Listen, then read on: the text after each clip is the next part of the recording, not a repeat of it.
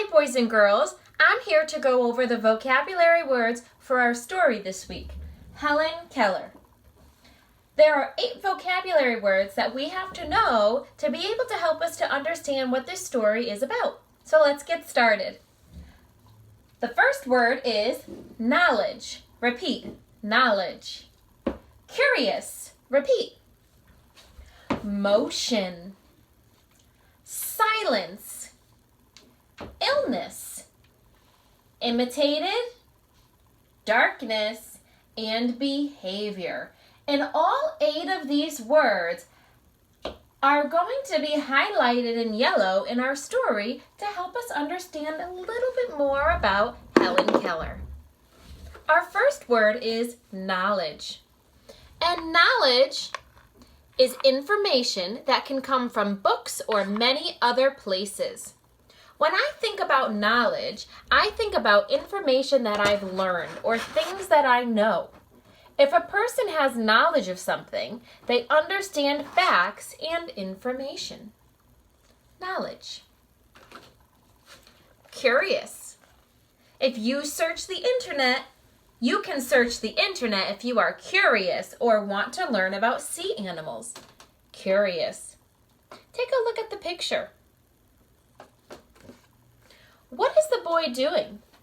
What does it look like? I think he's curious about something. Have you ever been curious about something where you had to look it up or maybe ask your mom or dad or grandma or grandpa or maybe ask the teacher? Think about it. What might Helen Keller be curious about? Motion. A motion is an action or a movement. If I move my arms like this, I'm doing a motion with my arms. If I jump up and down, I'm doing a movement with my whole body. A motion. Can you do that too? Stand up with me. Let's jump 3 times. Ready? 1, 2, 3. Good. Your body just did a motion. What kind of a motion do you use when you swim? You might do this. You might go backwards. You might do the frog. What do you do? Number 4, silence.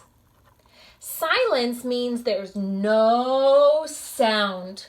Just like when Miss Knowles says, hocus pocus, and you say, everybody focus. There needs to be silence so that you can listen and learn. Silence. Now, when we think about Helen Keller was deaf and she was blind. So when I say that she was deaf, she couldn't hear anything. So everything in the world to her was silent. It's very interesting. We're going to learn more about her as we keep going. Number 5, illness. Another word for illness is to be sick, right? This child has an illness, but she won't be sick for too long. Take a look at the picture. Who's taking care of her when she's sick? Looks like maybe a nurse. Looks like someone's reading her a story. That's really nice. Illness. Number 6. Here we are. Imitated. Imitated. When you imitate someone, you copy them. So let's try a little game. I want you to do this with your hands. Now, imitate me. Are you following? Imitate me. Can you do it at the same time? Nice. That is imitating someone, following and copying what they do. Number 7, darkness. Darkness means without light. At nighttime, the sky becomes dark and there's darkness, right? When we think about Helen Keller, she was blind. She couldn't see. So she always had darkness all around her. That's just the way that she was. That's the way that she lived her life. And the last one, behavior. You should know what this one means.